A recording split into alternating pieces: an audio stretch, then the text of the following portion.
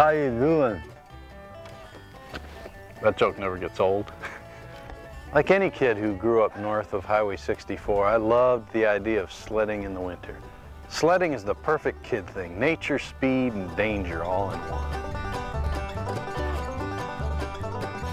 I still remember how that felt.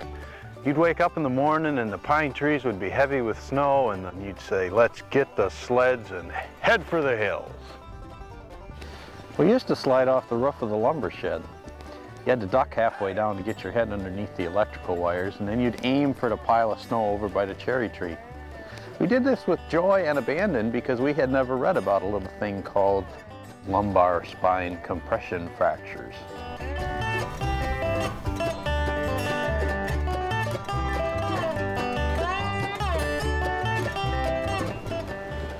We used to go skitching too. Skitching's when you grab a hold of the bumper of a vehicle and you're wearing slippery shoes and you slide behind it.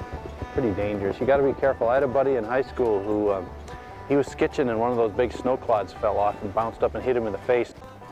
Me and the Carlson boys, we had this deal where we took a length of 1-inch braided manila rope, hooked it to an old skidoo, and then towed each other around the barnyard. It was kind of like a frozen version of water skiing, only below zero.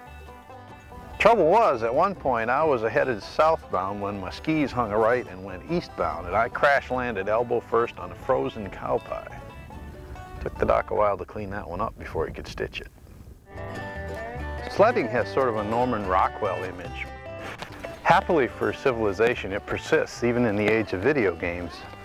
Whenever snowflakes fill the sky, you'll find a bunch of kids not far after looking for a point A that's higher than a point B.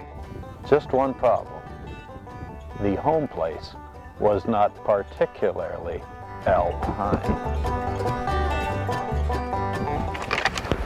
There is, however, not so far from here, one mighty peak where a man can still do some sledding.